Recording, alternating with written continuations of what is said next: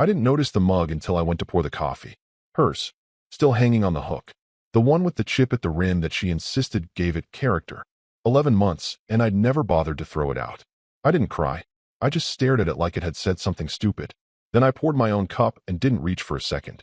I hadn't in months. The fridge still had the note. I left it there, not out of sentiment, but as a kind of psychological pest control. I need to find myself. Don't wait. That's what she wrote. Not a goodbye. Not a plan. Just that. Like a teenager heading off to backpack Europe instead of a 60-year-old woman walking out after 3 decades of marriage. At first, I did what any fool does. I cooked breakfast for 2. I bought her yogurt. I folded the extra pillow back neatly. I checked the mailbox like maybe, somehow, there'd be a letter, a joke, a code to decode. But after 6 weeks, the only thing I was decoding was silence. A hard, calcified silence that presses on your chest, even when you're sleeping. So I stopped setting the table for 2. And I stopped listening to the playlist she made for Sunday mornings. The coffee got stronger. The food simpler. The house quieter than a confession booth. And I became something else. Not bitter. Not broken. Just still. The kind of stillness that makes people think twice before asking if you're okay. Every morning, I stepped out into the garden and watered the roses she never really liked. Too thorny, she used to say. She wanted azaleas. I kept the roses. They bled a little when you got too close, but they stayed. It was a routine, not a life. Until Ruth started waving. At first, I thought she was just being polite. She had moved in across the street a few months back. Mid-30s, maybe younger. Always in scrubs. Always with a tired smile and a coffee cup of her own. She'd wave, and I'd nod back like someone who's forgotten how to nod like a human. But she kept doing it. Every morning. Like clockwork. And one day, I raised my hand first. That day, she crossed the street. Asked about the roses. I gave her one to take home. She pricked her thumb on the stem and laughed. You kept the thorns, she said.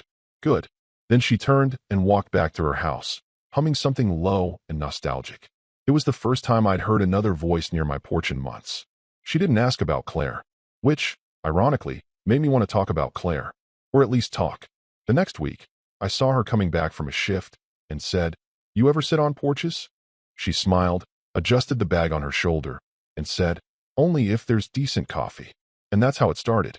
2 chairs, 1 coffee pot, silence between 2 people who weren't trying to fix each other, just surviving the noise the world had already made. If you've made it this far into the story, you're probably one of the quiet ones too. The ones who sit through storms and don't scream about it. Do us a favor, hit that follow button. More than 90% of people listening never subscribe, and it means a lot to the team behind the scenes working on these stories. Your support lets us keep going, and keep telling it real. Anyway, Ruth and I didn't talk about the heavy stuff. Not right away. She told me about her dad, how he passed last year. Said grief doesn't hit you like a truck. It waits behind a door and jumps you when you go looking for your keys. I told her that's exactly how it felt. She started bringing over coffee instead of taking flowers. Sometimes she'd bake something and leave it in a little foil tin with a sticky note. Eat this before it judges you. Once, she forgot a scarf on the porch. I hung it on the back of the chair. She didn't take it back. That second chair on my porch, it stopped being just a seat. It was occupied now, regularly, by a woman who didn't ask if I was okay, who didn't prod me with concerned eyes or therapist-approved phrases. She just sat, and in doing so, gave me permission to sit too. One morning, she showed up earlier than usual. No coffee, no foil tin. Just her. She stood on the steps and asked, You ever get tired of waiting for things that never come back? I didn't answer right away. I just looked at the note still taped to the fridge through the kitchen window. Yeah, I said. I think I finally am. Ruth didn't fill the silence. That's the first thing I noticed. Most people see quiet as something broken, like a faucet that needs fixing. They rush to patch it with words. Not her. She'd sit, sip her coffee, and watch the light shift through the trees like it was a show worth tuning into. It made me feel, not watched, not judged, just seen. Like a man whose story didn't need translating. It started with Sundays. She'd knock once, never twice. Always left room for a no. I never gave it. She'd bring banana bread or some leftover pasta from her sister's house, and we'd sit on the porch as the world spun without us. One Sunday turned into Wednesday too. Then Friday. No formal schedule, just a rhythm. And somewhere along the way, she stopped knocking. I learned things about her in fragments. Her dad had been a bricklayer. Tough hands, soft eyes, smoked too much. When he got sick, she moved back to town to care for him. Did night shifts to be there during the day. He died on a Tuesday. She still doesn't like Tuesdays. Her mom had passed when she was little, and she was an only child. I never really knew how to be a daughter, she said once, but I was damn good at being a nurse. She smiled after that. A half smile, like she was both proud and tired of it. I didn't share much about Claire, only that she left, that it was sudden, that there was a note. Ruth didn't press. Sometimes I'd glance at her hands. They never stopped moving. Stirring coffee, folding napkins, pressing invisible creases out of her jeans. I got used to the motion. It was comforting, like a heartbeat you forget you're hearing until it stops. One night, she brought dinner, real dinner. Pork chops, roasted potatoes, homemade applesauce.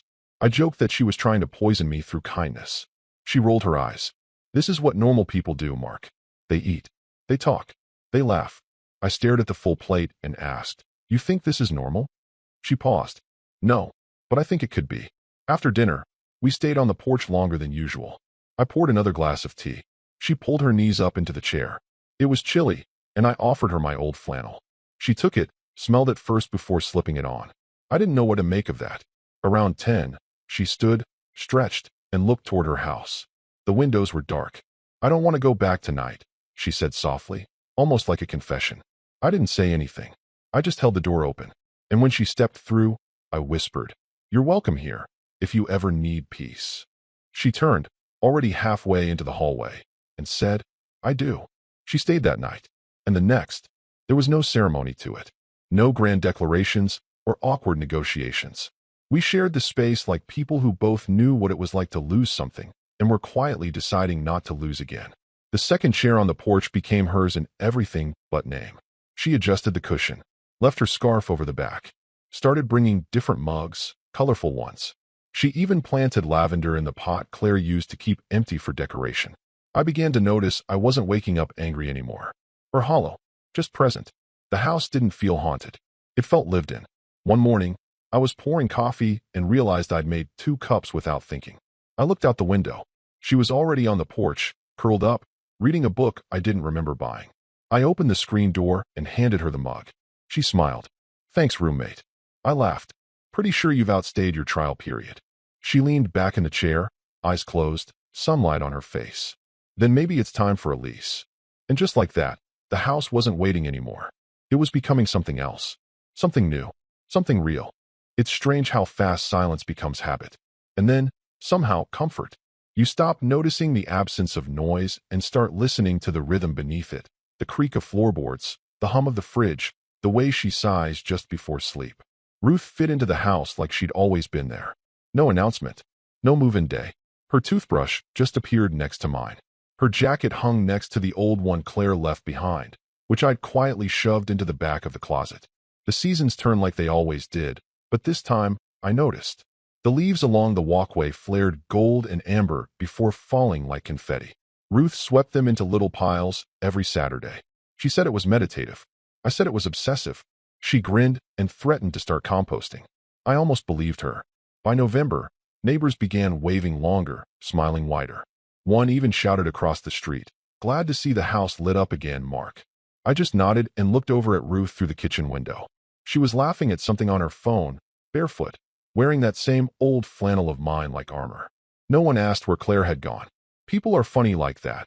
They don't want the real answer, just enough context to nod politely and change the subject. A few friends came by for coffee. One of them, Greg, leaned in and whispered, "She's good for you.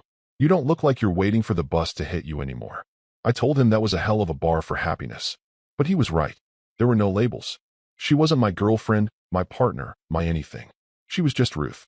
But she'd added little names around the house, post-it notes on jars, cheeky inscriptions on mugs.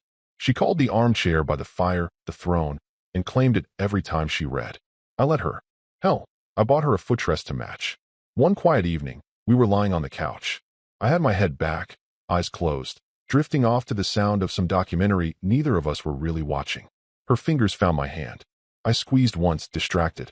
But then I felt her guide my hand, slow, deliberate, until it rested low across her stomach. I opened my eyes. She was watching me, unreadable, cautious, but not afraid. "I found out yesterday," she said. The world slowed down. I didn't say anything. I just kept my hand there. My thumb moved slightly, maybe a reflex, maybe trying to listen for something that wasn't there yet. "You okay?" she asked. I opened my mouth, closed it again, then laughed. Not a big laugh, not a sitcom laugh, just a release. A sound I hadn't made in over a year. Something between disbelief and clarity. "I don't know what I'm supposed to say." I finally managed. "Then don't say anything," she whispered. "Just be here." And I was. The next morning, I made 3 cups of coffee. One for me, one for her. One that sat cooling on the table, untouched, like a promise. I started noticing things. How she winced brushing her teeth, how she stopped eating onions, how she cried once during a dog food commercial and tried to blame it on hormones. I didn't tease her much. She'd say things like, "When the baby comes," and I'd just nod. Not out of uncertainty, but because I was building the sentence in my head too, brick by brick. I updated my will the following week. No ceremony, no drama, just changed the documents, rerouted the accounts, made quiet decisions that now felt obvious. I called my lawyer, who asked if I was sure. "I'm not sure of anything," I said, "but I'm not frozen anymore." We didn't tell anyone right away. It wasn't secrecy, it was preservation. It felt like we were guarding a small flame from a cruel wind. The world could wait. But the house? The house came alive. I caught myself humming while sweeping the floor. I started opening the blinds in the morning. The porch got a fresh coat of paint. We bought a rocking chair for no reason other than she said it felt right. One afternoon, I was watching her hang tiny socks on a clothesline in the laundry room, some kind of early nesting instinct, and I felt a ripple of something deep and old. Like I'd been carrying weight in my chest for years and only now remembered to set it down. Claire's note was still on the fridge. I hadn't touched it, but I also hadn't read it in months. I stopped noticing it, the way you stop noticing a crack in the wall once you hang a picture over it. And now, the wall was covered in new photos. A blurry Polaroid of Ruth holding a cupcake with pink frosting. A sonogram pinned next to a grocery list. A sticky note that just said, "Remember, life, then laundry." The house wasn't waiting anymore. Neither was I. It came on a Wednesday, late afternoon. The sky was that particular gray that feels like it's about to confess something, but never does. Ruth was napping upstairs, curled beneath a quilt her late grandmother had sewn. One of those heavy, hand-stitched things that felt like time itself. I was downstairs, sorting through a box of old garden tools I'd been meaning to fix or throw out for months. Then the phone buzzed. Nothing dramatic. No special ringtone. Just a single vibration against the oak counter. But it might as well have been a gunshot in the silence of that room. Claire. I hadn't seen that name flash across my screen since spring, before Ruth, before the warmth, before I'd remembered what breathing without tension felt like. It just sat there. Simple. Familiar in the worst way. "I've had my fun. I'm ready to be your wife again. Can we talk?" Not a question, really. More like a summons. A magician snapping her fingers to bring the rabbit back. I didn't reply. Didn't even touch the phone. I stared at it, long enough for the screen to dim and go black again. For a moment, I could feel the old anger trying to rise, like a dead thing clawing out of its coffin. But I didn't let it. Not because I was noble. Because I was done. Done being the net she could leap into when her high wire snapped. I turned the phone off, slid it into the drawer beneath the sink, and went outside. The wind was sharp, but not cruel. The fence had a few loose boards from the last storm. I grabbed my hammer and nails and got to work. I didn't tell Ruth. Didn't need to. Some ghosts aren't worth waking others for. She came downstairs an hour later, hair still mussed from sleep, and wrapped her arms around me from behind while I was in the middle of realigning the hinges on the gate. "This thing's been squeaky for weeks," she said into my shoulder. I kissed her forehead. "Yeah, but now it squeaks in 2 different keys." She laughed, that low laugh I liked, the kind that didn't demand attention, just returned it quietly. And that was it. No dramatics. No secrets. Just 2 people maintaining their small world while the past howled outside the fence. That night, after she went to bed, I sat at the kitchen table and opened my laptop. Searched the county records office online. Double-checked the civil registry. Yes, our marriage had never been dissolved. Claire and I were still legally bound. A technicality, but one that now itched like a rash I didn't know I had. I made a note to call the lawyer in the morning. Not out of pettiness, but protection. Not for revenge, but closure. This house, this life I was building with Ruth, deserved legal boundaries, not emotional loose ends. The kind Claire liked to tug when she got bored. I checked the locks on the front and back doors. Not because I thought she'd show up, but because I realized, for the first time, I didn't want her to. The idea of her standing at the threshold of this house made my skin crawl. Not from fear. From disruption. This place had peace. had softness, had lavender-scented laundry and honey in the tea instead of sugar. Claire used to say sugar was for people who couldn't handle the bitter. Ruth never commented. She just passed me the honey with a wink. The phone stayed off. I didn't need to block her. I didn't need to lash out. She would stew in the silence. She always had a harder time with quiet than I did. I went back upstairs. Ruth shifted in her sleep as I climbed into bed. She reached out, eyes still closed, and found my arm. And that was it. I fell asleep without a single thought about what she'd said. Because the truth was, I didn't need to talk. I didn't need to understand. She'd said, "I've had my fun." As if that was a vacation. As if the collapse of a marriage was just an intermission in a play she planned to resume. But I was no longer the man waiting backstage. I was in a different theater entirely. And this performance had no room for an encore. The shears in my hand paused mid-cut when I heard the tires crunch over the gravel. Not fast. Not hesitant. Just that same casual rhythm she always had. Like the world would wait until she was ready to look at it. I wiped my palms on my jeans and leaned slightly to the left, peering through the hedge that lined the walkway. The car door creaked open. Claire. She stepped out like it was still 1996. That same posture, shoulders square, chin slightly up, eyes scanning as if she already owned the moment. No suitcase. No gift bag. Just a purse slung across her shoulder and an expression that said, "I'm here now, so let's all pretend nothing happened." She was wearing jeans, flats, a soft gray sweater, and her hair done just enough to seem effortless. That was her thing, effortless. Everything calculated to look natural. I could practically hear the voice in her head. "I'll knock once. Smile. Maybe act a little emotional. But not too much. He'll cave. He always did." She started walking up the path. I didn't move. Ruth was inside. Oven timer ticking down. She was baking something, apple pie, I think. Said she was craving cinnamon and sugar. She hummed when she baked. It wasn't a tune I recognized, just little notes under her breath like the kitchen itself was singing along. Claire reached the porch. I stood in the garden. Not hiding. Not frozen. Just still. And then the door opened. Ruth. Hair pulled up, apron on, flour dusting her collarbone. She looked like every portrait of peace I'd forgotten could be real. Claire blinked. Ruth smiled. "Hi there. Can I help you?" There was a pause. The kind that makes air feel heavy. Claire looked past her for a moment, eyes scanning the hall, the walls. She spotted the photos first. One above the entryway, me and Ruth, grinning on the porch steps, a cup of coffee in each of our hands. Another near the console table, Ruth holding a small onesie, blushing, me kissing the top of her head. And then her eyes dropped. Ruth's belly was visible now, 5 months along. Not hiding, not wrapped in layers. Just there. Life. Unapologetic. Claire's face broke in micro-expressions. Not panic. Not horror. Something worse, disbelief. That brittle ego snapping at the edges. The look of a woman who just realized she wasn't irreplaceable. Is this the Johnson place?" Claire asked, her voice catching slightly, like a stone skipping over water.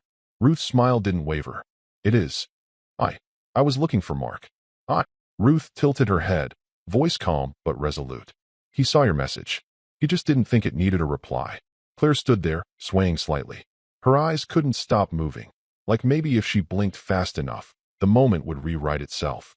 She looked at the potted lavender by the porch steps, at the baby shoes on the shoe rack inside. She saw the gentle chaos of a house that was lived in, not frozen in limbo waiting for her return. "Can you just tell him I stopped by?" she asked, weakly now. The performance was unraveling. She looked smaller. Ruth nodded once. "He already knew you would." That's when I stepped out of the hedge, not dramatically, not to confront, just to be seen. I walked back toward the house with a calmness I didn't know I had, holding my gloves in one hand, covered in thorns and dust, sweat on my brow, smelling of earth and old memory. Claire turned. Our eyes met, and that's when it happened. The last flicker of hope drained from her face, not because I was cruel, but because I was clean. I wasn't bitter. I wasn't waiting. I wasn't hers. I was done. She opened her mouth to say something, but Ruth stepped slightly forward. Not protective, just present, just there. Claire lowered her gaze again. She gave a little nod, like she was bowing to a truth too loud to argue with. Then she walked back down the steps, slower than before. The crunch of gravel under her flats sounded different this time. Unsure, lopsided. I didn't watch her drive away. I walked into my home, our home, and closed the door behind me. Claire didn't get back in her car right away. That's what struck me.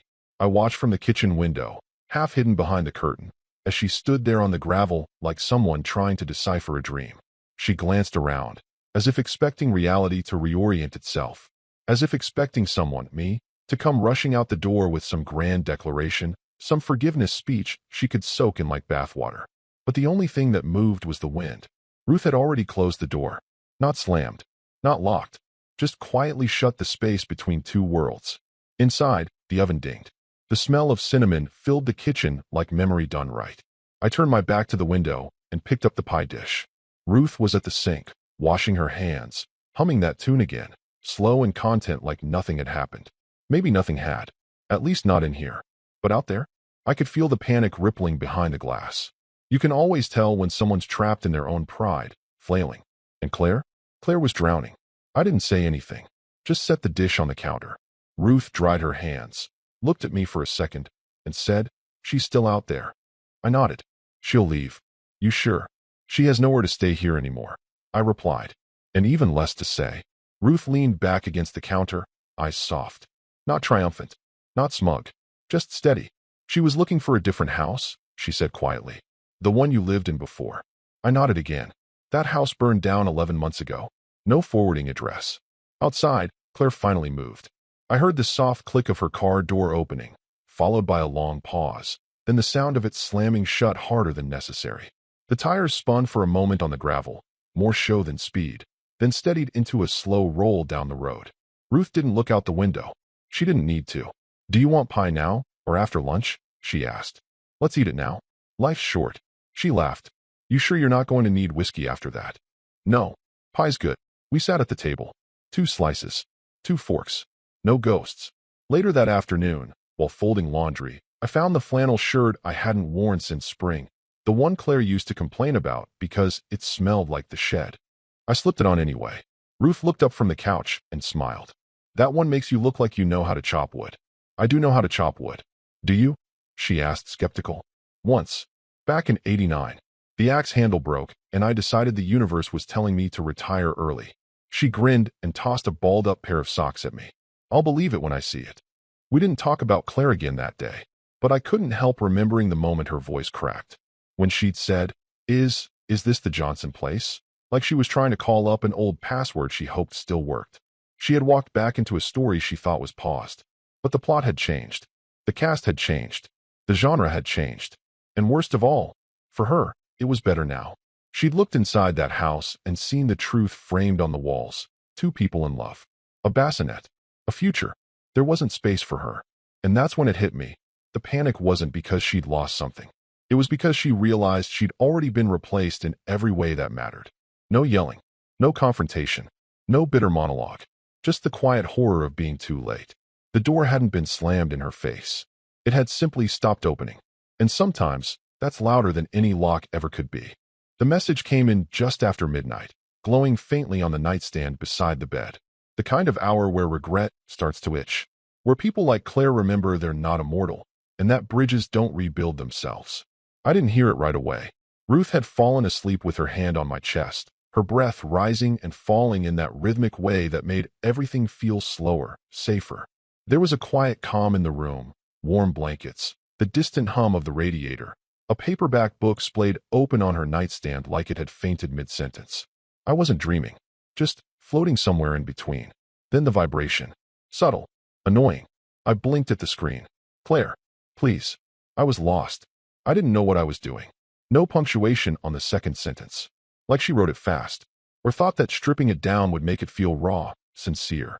I sat up slowly, careful not to wake Ruth. "Read it again." I was lost. I didn't know what I was doing. It was the kind of thing you say when you want to rewrite your own history. Soft edits. Like betrayal is a typo. Like leaving without a word was just some emotional clerical error. My thumb hovered over the keyboard for longer than I'd care to admit. Because once upon a time, that sentence would have undone me. Would have sent me scrambling for reasons to forgive her. Would have kept me up all night replaying every moment, wondering what I did wrong. But not anymore. Not here. Not now. I typed slow. You knew what you were doing. You just didn't think I'd survive it. I sent it. No period. Just the words. I didn't wait for the typing bubble. Didn't care if she read it. I set the phone down, face down, and stared at the ceiling for a long while. Then I picked it up again. Went into contacts. Found her name. Deleted it. Not blocked. Not hidden. Just gone. The way you toss out an expired medicine. Something that once might have helped, but now only poisons.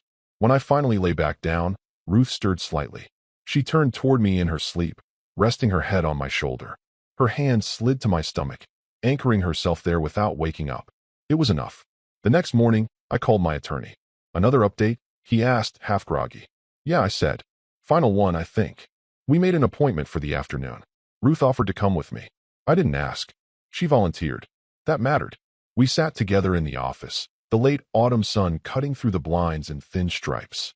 She didn't say much, just held my hand as I signed the new paperwork. She was now the sole medical proxy, the executor, the beneficiary, everything really. Any backup next of kin? The lawyer asked, glancing at the line. I shook my head. If she's gone, I'm gone too. The lawyer nodded, clicked his pen shut. Ruth leaned over, kissed my cheek, and whispered, "You didn't have to." I smiled. I didn't. I wanted to. It wasn't about money, or property, or power. It was about clarity, drawing a hard, permanent line between the man I was and the man I'd chosen to become. The man who waited, and the one who built. Claire's message didn't deserve more than that one line, because that's all she ever gave me, lines. Promises with invisible ink. Sentences that sounded like apologies, but bled excuses the moment you held them up to the light. And this time, I didn't hold anything up. I just let it drop, quietly, without a sound. Later that night, Ruth and I sat on the porch. It was getting colder. She pulled her feet up under her and handed me a blanket. What did the lawyer say? She asked. All done. She raised an eyebrow. Really? I nodded. All done. She took a sip of tea, then stared into the dark, the way she does when she's turning something over in her mind. Finally, she said, feels like something ended today. I didn't correct her, because something did. The backyard smelled like oak smoke and rosemary. Ruth's sister had brought her famous potato salad, loaded with bacon and secrets, and one of our neighbors, Greg, was manning the grill like it was a military operation. There was music, but not loud. Just some old blues drifting from a Bluetooth speaker tucked behind the garden gnome. Ruth had woven tiny fairy lights into the bushes, and they blinked like quiet applause around us. It wasn't a party. Not really. More like a thank you note in the shape of a gathering. A subtle celebration for nothing in particular, except maybe everything. New beginnings. Full bellies. Cool lemonade. The fact that no one at the table had to fake their smile. Ruth's pregnancy was now unmistakable. She wore a light cotton dress and moved a little slower, her hand resting on her belly like she was always mid-conversation with the life growing inside her. People fussed over her. She allowed it with mock annoyance. I'm pregnant, not dying, she'd laugh, before letting someone else carry the bowl. At one point, Ruth's sister pulled me aside. You look like someone who figured it out. I smirked, or finally stopped trying to. Same thing, she said, then returned to her wine. The sun dipped low, and shadows stretched across the lawn. We were passing slices of Ruth's lemon pie when it happened. That distinct sound, tires on gravel. Slowing. The conversation didn't stop, but something shifted. Eyes glanced toward the driveway, then quickly looked away. Claire's car. She hadn't changed much. I could see her behind the windshield, posture perfect, sunglasses on even though the sun had mostly faded. The engine idled for a moment. Then the lights dimmed. She didn't step out. Ruth saw it too. Her hand found mine under the table. She didn't squeeze it, just touched it. Calm, steady. I watched Claire sit there. Maybe a minute. Maybe 5. Time warped in strange ways when she was involved. Like she brought her own weather system, her own gravity. She sat behind that wall like a woman expecting the movie to pause for her reentry. But we didn't pause. Greg cracked a joke about someone overcooking the corn. Ruth laughed and told him to shut up and eat it anyway. I handed Ruth's sister a slice of pie. She took it without comment, but gave me a glance, a knowing one. She knew who that was. She just didn't ask. Claire didn't honk, didn't wave. She just sat, watching. Maybe she thought someone would walk over. Maybe she thought Ruth would send me out like an emissary to offer a folding chair and an olive branch. We didn't move. We stayed in our chairs, stayed in our lives. And when Ruth raised her glass of lemonade, I clinked mine to hers without breaking eye contact with the woman in the car. It wasn't hostile. It wasn't smug. It was factual. You are not in this story anymore. Claire turned the key. The headlights flared. Then she backed up, slowly, deliberately, and rolled back down the street like she'd taken a wrong turn into a neighborhood that no longer recognized her. No one asked who she was. No one said her name. And that silence? That silence wasn't passive. It was active, sharp. It drew a clean line through everything. She used to live in my house. Now, she didn't even have a seat at my table. Ruth leaned toward me a little. Want to tell them? She whispered, nodding at the guests. Tell them what? That it was her. I looked at the table, people laughing, eating, the baby bassinet we'd just assembled sitting in the corner under a blanket, the string lights blinking like stars that had finally shown up on time. No, I said. Let her be a ghost. Ruth smiled, took another bite of pie. Good call. The night moved on. Conversations deepened. Laughter softened. The air cooled. And Claire? She disappeared into the dusk, like a character who'd missed her cue and quietly exited stage left, unaware the audience had already moved on to Act 2. The envelope came without a return address, but I knew that handwriting before I even touched it. Tight cursive, slanted right. The kind of penmanship that used to scold me on grocery lists and anniversary cards. Claire always wrote like she was afraid the ink would run away if she didn't hold it down. It had been exactly a week since she'd sat in the car at the end of the driveway like a stranger peeking through the windows of her own past. I figured that moment would be her ending, a silent retreat into whatever life she'd tried to rebuild after walking out. But Claire was never good with silence. When it didn't serve her, she broke it. The envelope sat on the counter for most of the day. Ruth didn't ask about it. She just eyed it once, then went back to folding tiny clothes, humming to herself. I poured coffee, mowed the lawn, fixed the loose hinge on the shed, all while that envelope pulsed at the edge of my awareness like a dull headache you keep ignoring.